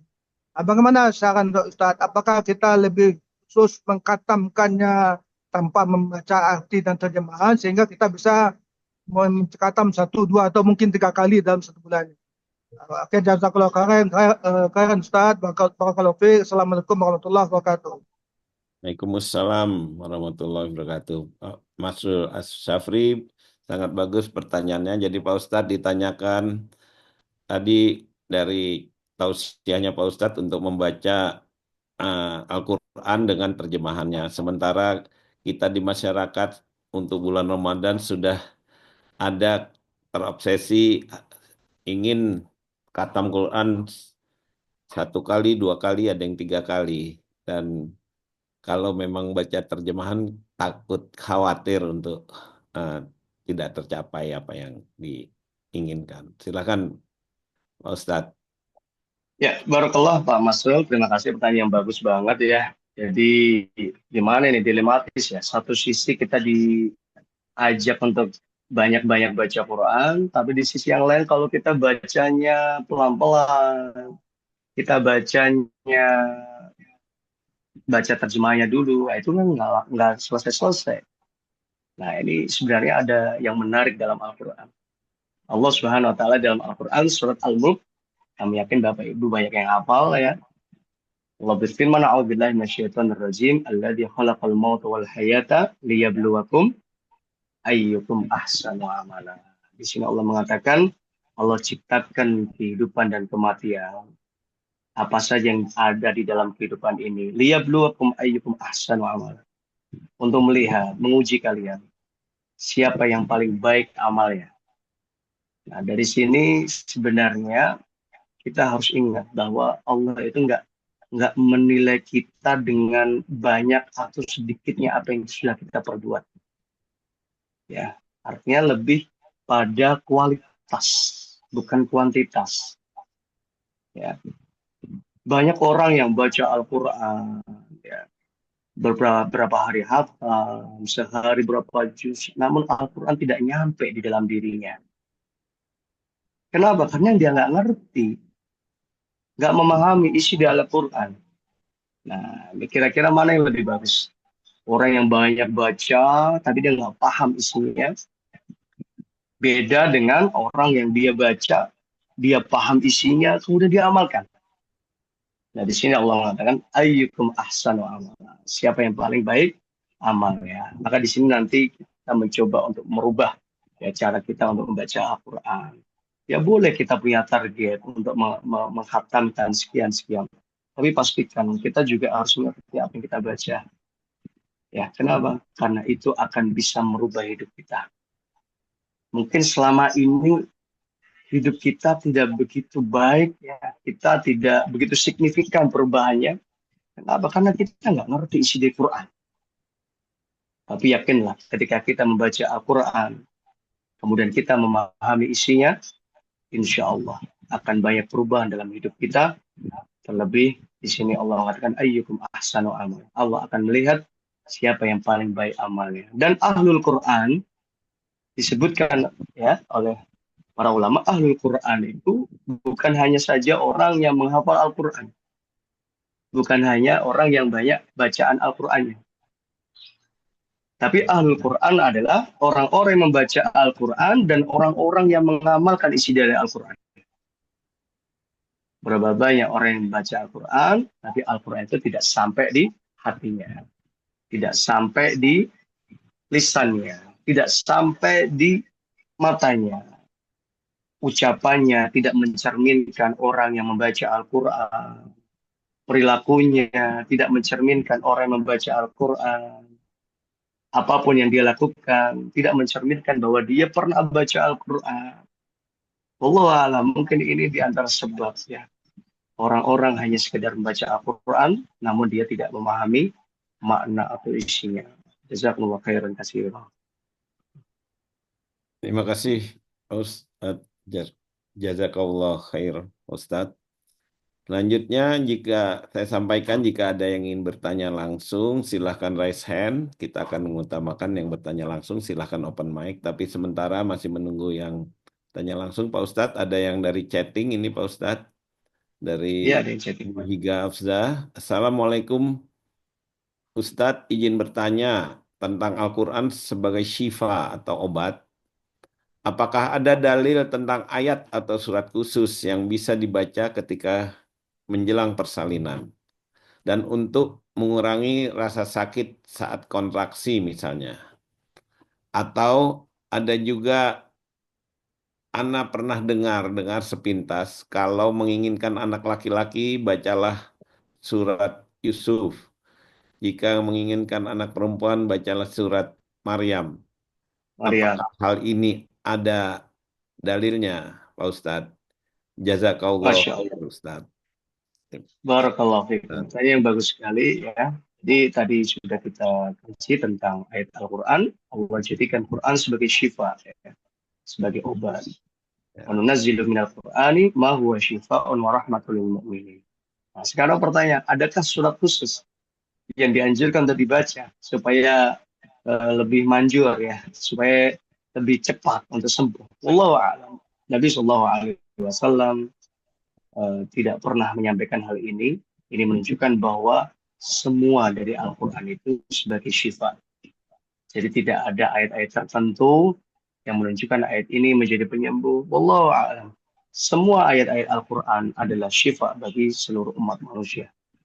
Kemudian pertanyaan yang kedua, apakah juga ada Ustadz ayat-ayat tertentu supaya kalau anak laki-laki pengen ganteng bacain surat Yusuf, kalau pengen cantik bacain surat Hmm. Maryam, kalau lagi dagang sapi pengen sapinya banyak baca surat Al-Baqarah berarti. Itu ya. Ya. Kalau lagi ternak madu lebah gitu baca surat An-Nahl gitu ya. Wallahu a'lam. Dan saya pun belum pernah menemukan hal ini. Mungkin Bapak Ibu ada yang mendapati keterangan dari Nabi bisa disampaikan, kita bisa sharing. Namun sebatas pengetahuan saya sampai hari ini saya belum tahu ya. Jadi dan saya belum mendapatkan hal itu pernah disampaikan Nabi Shallallahu Alaihi Wasallam. Ini menunjukkan bahwa semua apa yang ada di dalam Al-Quran itu bisa menjadi ikhtiar kesembuhan dan pastinya akan menjadi kunci kebahagiaan bagi seorang hamba di dunia dan di akhirat. Wallahu a'lam. Ya. Terima kasih. Jazakallah khair, Pak Ustadz. Lalu, pertanyaan selanjutnya dari kolom chat nih, Pak Ustadz, dari jamaah Ibu Sis Miliana. Bismillah, izin bertanya, bagaimana agar bisa mengenalkan Al-Quran pada generasi muda di akhir zaman ini? Jazakallah khair, Ustadz. Masya Allah, Bu Sis Miliana ini dari Pati nih, jamaah kita ini, rajin ngaji juga ini, Masya Allah. Nah, ini bagaimana kita ngenalin Al-Quran di generasi muda. Satu, caranya mereka dari kecil harus memang rajin diajak dengerin murotal. Ya, bahkan tidak hanya dari kecil, ketika masih di dalam kandungan, harus sering ibunya baca Al-Quran, harus sering didengerin kajian murotal. Supaya apa? Supaya ada pembiasaan dari kecil. Dan itu akan memberikan efek dampak yang besar nanti ketika anak sudah lahir, diharapkan akan menjadi anak yang soleh dan soleh. Kemudian ketika sudah lahir pun, dengerin murotal, dengerin ayat-ayat Al-Quran. Ya. Dan itu Masya Allah, punya efek yang besar. Anak bisa cepat hafal Al-Quran, anak bisa mudah untuk dididik, diatur. Kenapa? Karena mereka dekat dengan Al-Quran. Jadi kami sampaikan di awal, apapun yang mereka melekat dengan Al-Quran, maka Al-Quran akan menghiasi dirinya. Akan menghiasi dirinya dengan keindahan. Keindahan akhlak, keindahan pribadi. Kemudian mungkin ketika sudah mulai bisa mainan, jalan, jangan lupa diajak ke masjid. Nah, ini banyak orang tua zaman sekarang itu pada segan. Ya, atau bahkan nggak mau mengajak anaknya ke masjid di adat negara hanya takut ganggu jamaah, ganggu orang sholat. Padahal sebenarnya ini tugasnya takmir masjid juga harus kasih solusi. Kalau di masjid kami itu biasanya ya supaya anak-anak tidak mengganggu orang yang ada di dalam masjid.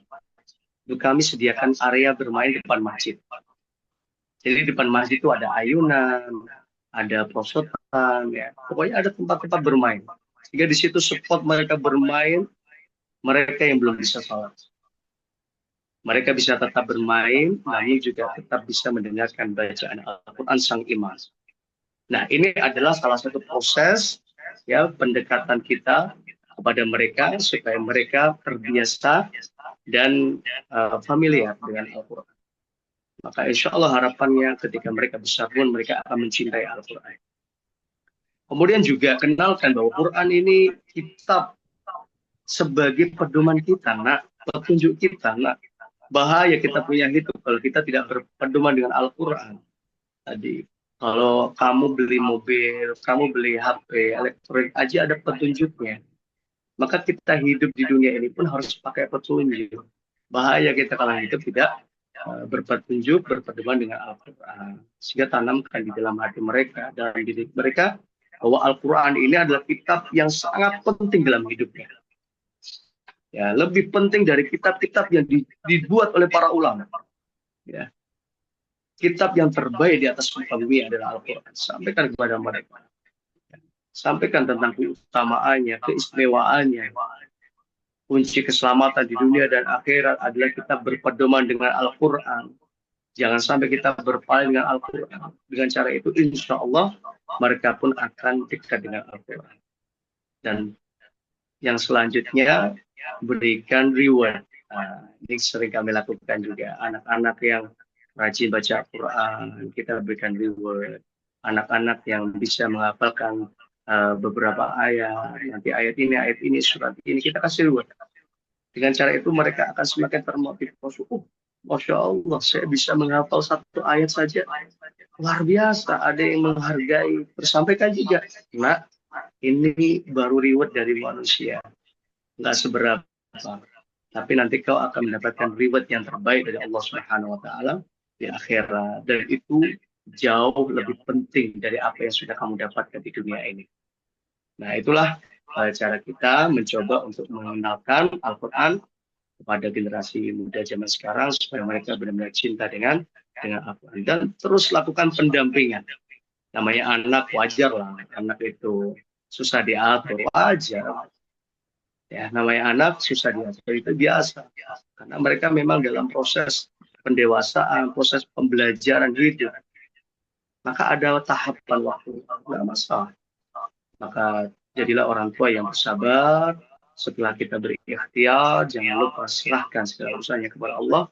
Karena hanya Allah lah yang mampu memberikan hidayah dan taufik kepada kita. Manusia yang bisa berikhtiar, kita sebagai manusia, sebagai orang tua yang bisa berusaha. Adapun hasilnya, kembalikan kepada Allah Subhanahu wa Ta'ala. Dan semoga Allah senantiasa menjaga anak-anak kita dan senantiasa agar mereka berpedoman dengan Al-Quran di dalam hidupnya. Amin ya Rabbal Alamin. Amin, amin ya Rabbal Alamin. Jazakallah khair, Ustadz. Selanjutnya dari masih ini ada present Ibu Inel mungkin, silakan Ibu atau Pak Inel nih. Assalamualaikum Ibu Pak.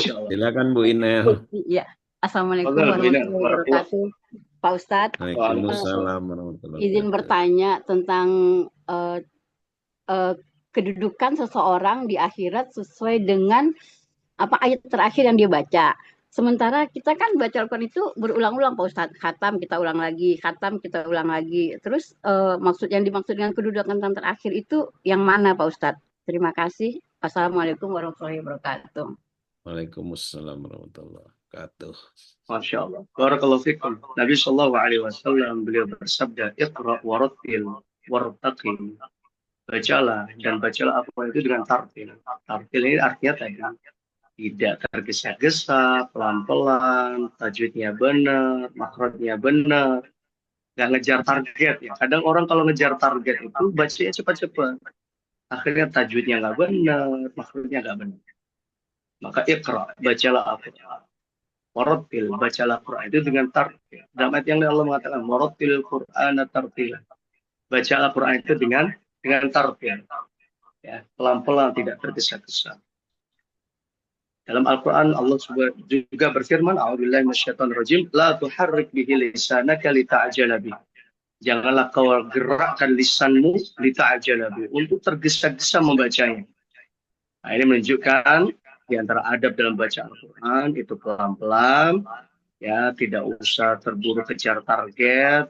Yang terpenting adalah baca Al-Quran kita benar, kuantitasnya itu nanti nomor 2. Yang penting kualitas. Iqra warattil wartaqi.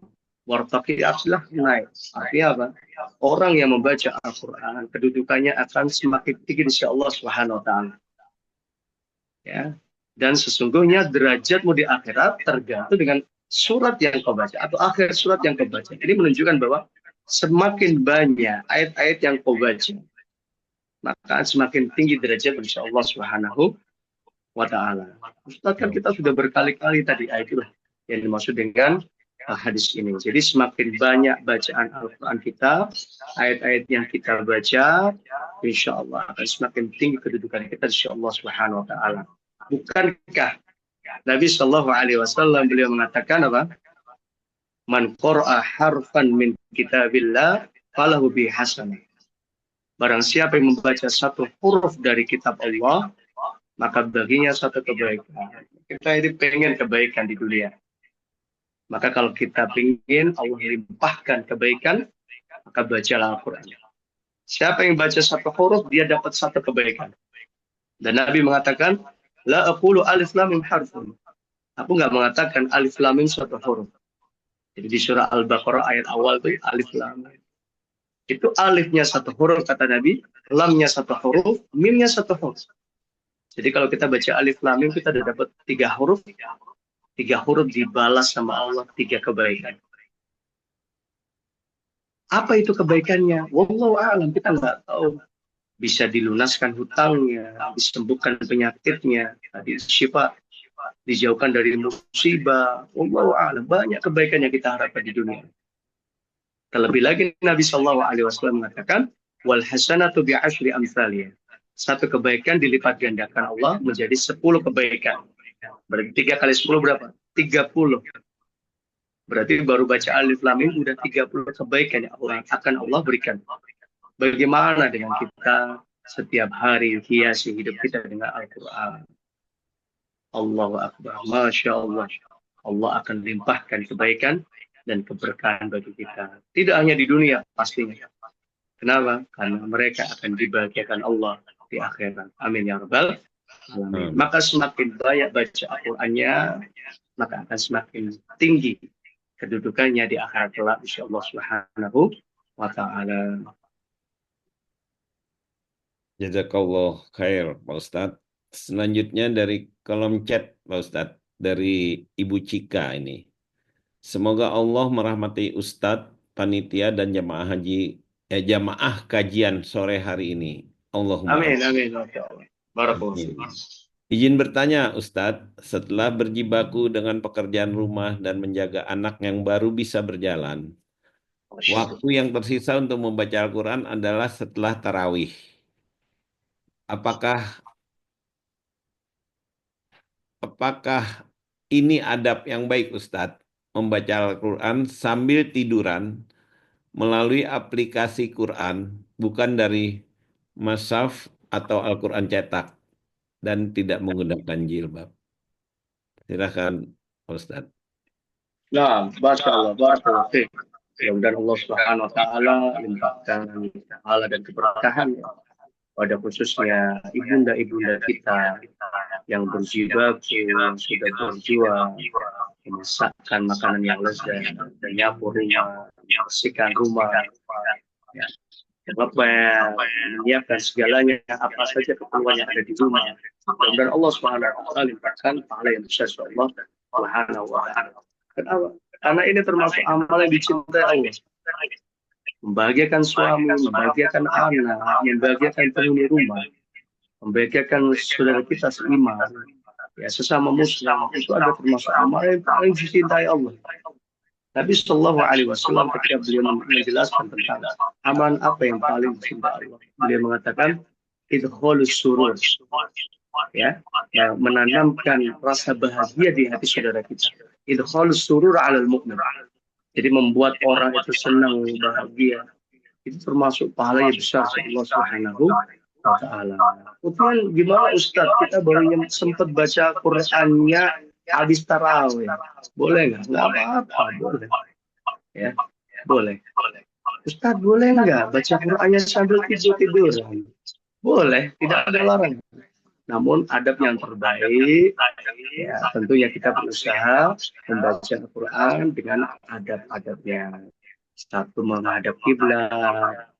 Dua, dalam kondisi suci, ya, tohara, menutup aurat dengan sempurna. Nah, itu adalah hal-hal yang tentunya kalau kita lakukan, pahala kita akan semakin besar. Kira-kira lebih milih mana ini? Memilih pahala yang dikit atau pahala yang gede?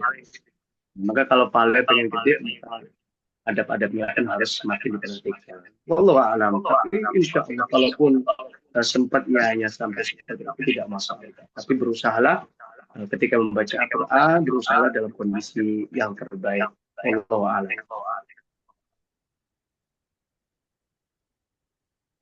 Ya, kalau khair Pak Ustadz. Selanjutnya dari Ibu Ira Dewi. Assalamualaikum warahmatullahi wabarakatuh. Izin bertanya Ustadz, apakah diperbolehkan membaca doa di tengah-tengah membaca surah dalam Quran seperti Yasin Fadilah? Ya. Silakan Pak Ustadz. Barakallahu fikum. Jadi tidak hanya surat Yasin, surat apapun kita boleh membaca Al-Quran, kemudian di tengah-tengah kita berdoa. Ya. Bahkan kalau kita bisa menangis, menangislah.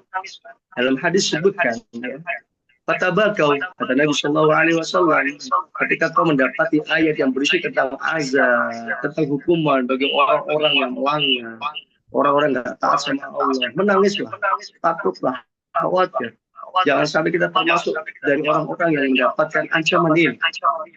Ketika kita mendapatkan ayat yang isinya kabar gembira, maka berbahagialah, bersenanglah. Ya. Ketika kita mendapati ayat-ayat yang isinya tentang munajat, berdoa kepada Allah, maka berdoa kepada Allah, tidak ada larangan. Ya, ini menunjukkan hal ini diperbolehkan.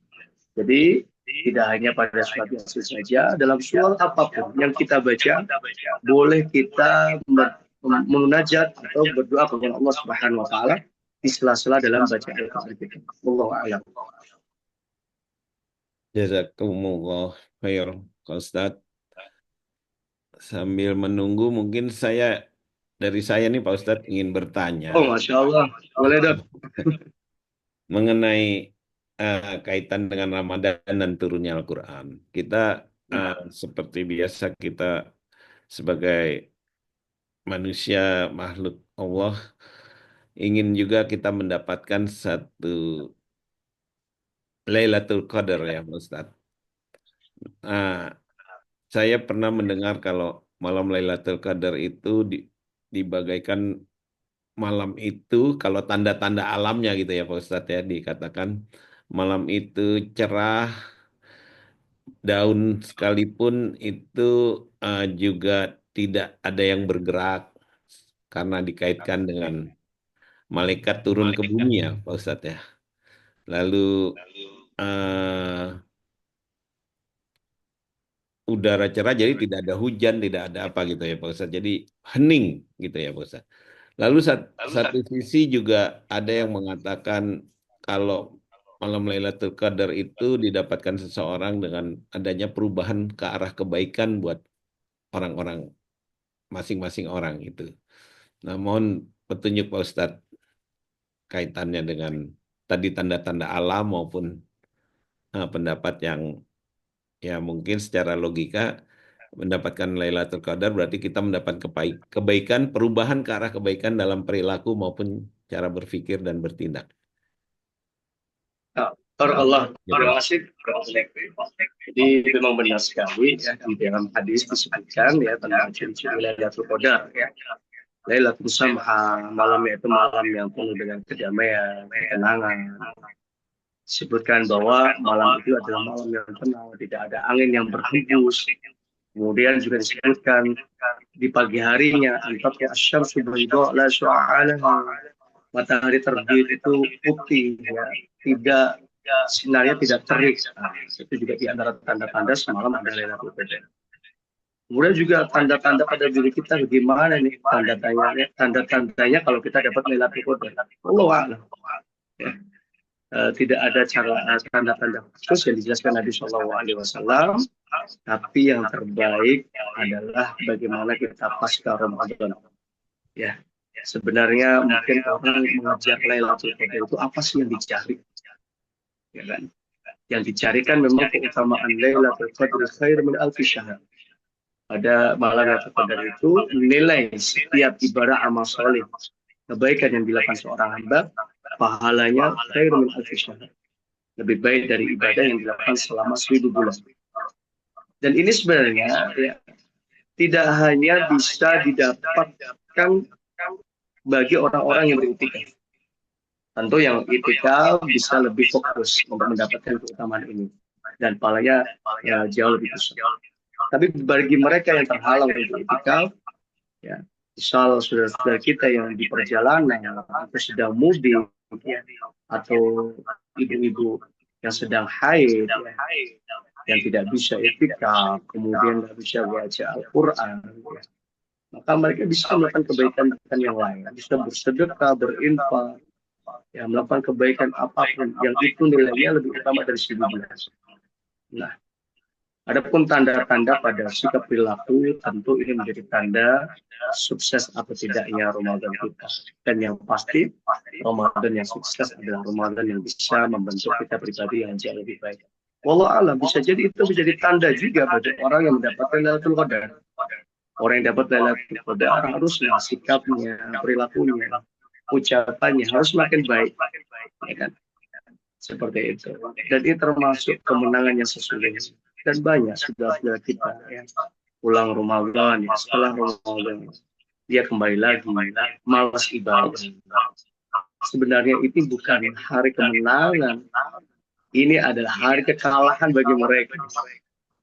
Hari kemenangan yang sesungguhnya adalah hari ketika kita pasca Ramadan kita bisa tetap istiqomah dalam sholat kita, puasa kita, sedekah kita, amal soleh kita. Banyak orang selepas Ramadan dia kembali malas berjamaah, malas beribadah, malas beramal soleh, malas baca Al-Quran. Maka saya sering mengibaratkan Ramadan itu seperti bengkel. Kalau Bapak Ibu punya kendaraan dibawa ke bengkel, itu harapannya kendaraannya jauh lebih baik atau enggak? Pasti jauh lebih baik. Kalau kendaraan kita bisa baik, berarti tandanya bengkelnya sukses. Tapi kalau sudah ditempa di bulan Ramadan, dibiasakan untuk puasa, sholat, beribadah, beramal soleh, tapi ternyata nggak jauh lebih baik, berarti ada yang salah dari ibadah kita. Ingat, ibadah yang terbaik bukan ada pada kuantitas, tapi ibadah yang terbaik ada pada kualitas kita. Bukan pada jumlah, tapi pada hasilnya. Perubahan yang semakin baik. Kalau kita jadi suami, menjadi suami yang lebih baik dari sebelumnya. Kalau kita jadi istri yang lebih baik. Kalau kita seorang anak, maka anak yang semakin berbakti pada orang tua. Kalau kita sebagai orang tua yang semakin sayang, peduli dengan anak-anaknya. Dan penting ini di garis bawahi, kepedulian kita, sayang kita kepada anak kita, tidak hanya cukup kita buktikan dengan hal-hal yang bersifat duniawi. Kalau kita sayang dengan mereka, maka dekatkan mereka dengan urusan akhirat.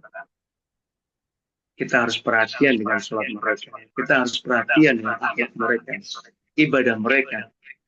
Karena itulah yang justru menyelamatkan mereka. Tidak hanya menyelamatkan di dunia, tapi menyelamatkan dia di akhirat. Nabi Shallallahu Alaihi Wasallam beliau mengatakan, unsur akhoka waliman aw madluman. Bantulah, tolonglah saudaramu. Zalima, dalam kondisi yang zalim atau dalam kondisi melakukan kesalahan, harus kita tolong, kita ingetin, kita nasihati. au madlum, atau dalam kondisi yang terzalim. Harus kita tahu.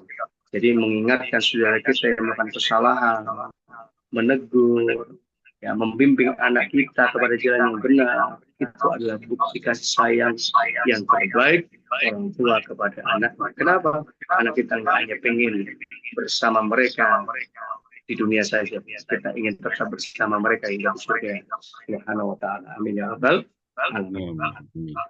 Jazakallah khair, Pak Ustadz. Ini ada satu raise hand mungkin terakhir ya Pak Ustadz ya, boleh ya Pak Ustadz ya.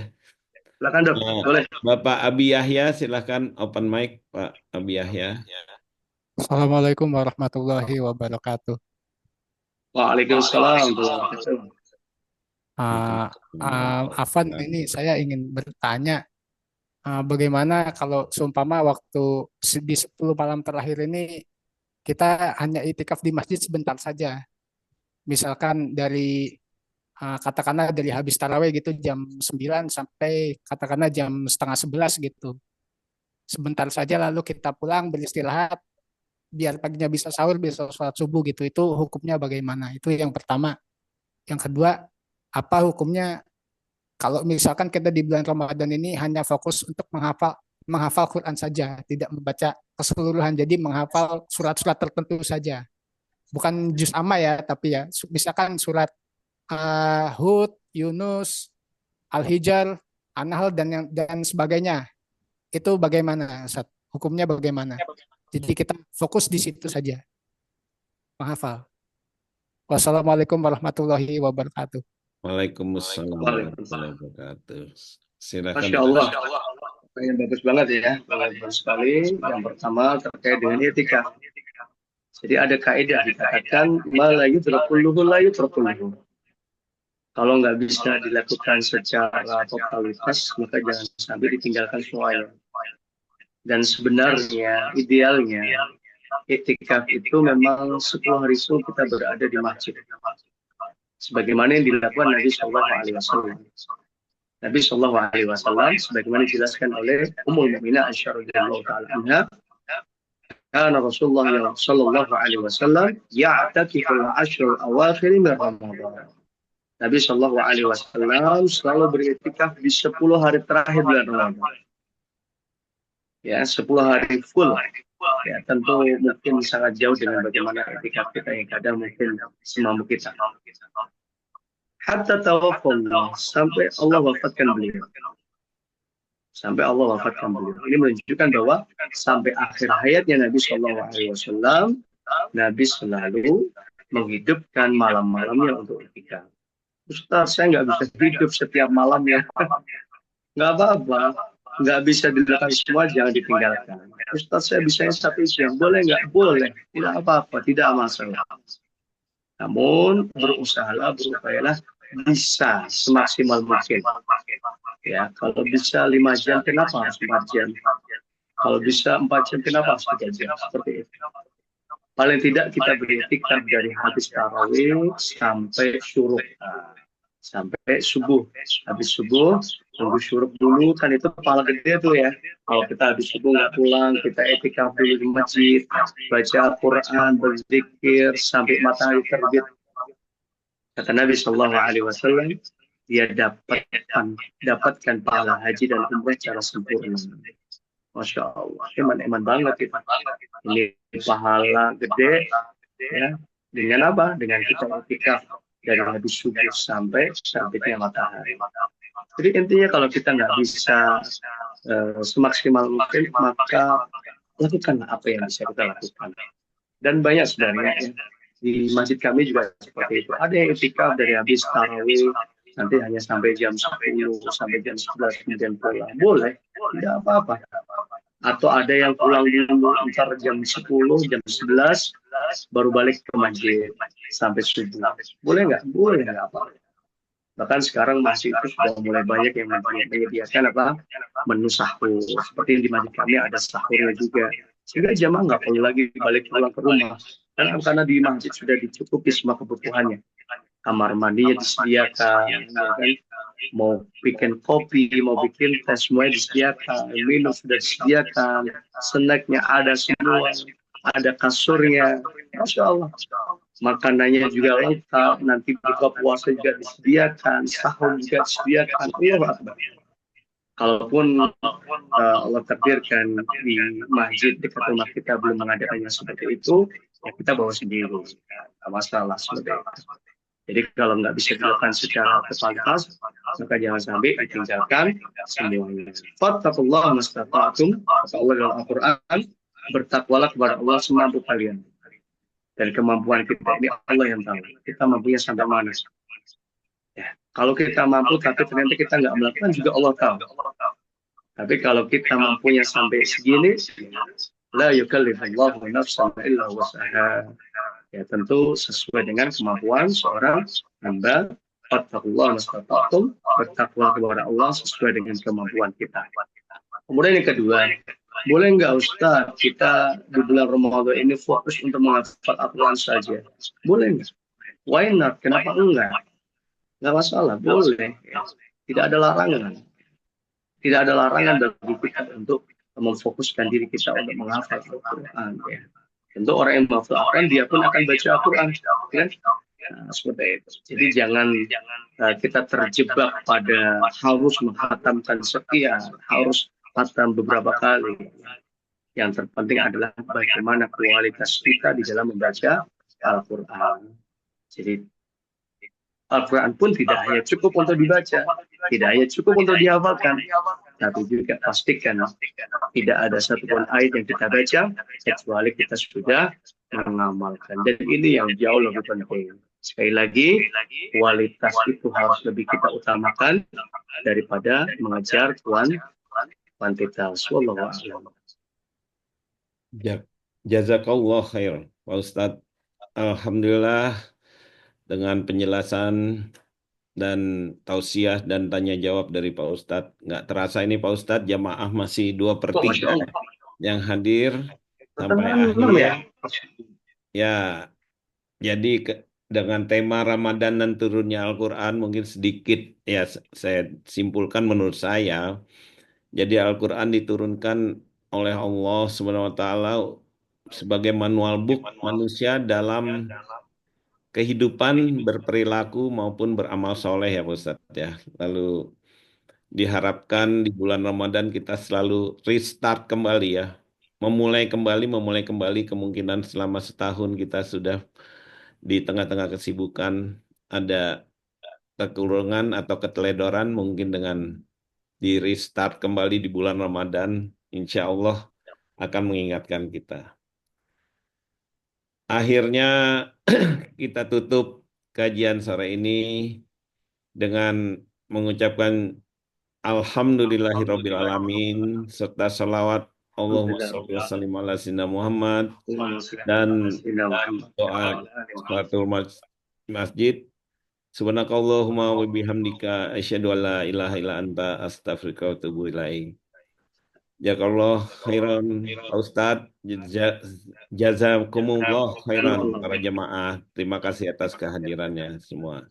Saya tutup kajian sore Pogi Jaya hari ini. Wassalamualaikum warahmatullahi wabarakatuh. Waalaikumsalam. Jazakallah khair Pak Ustadz.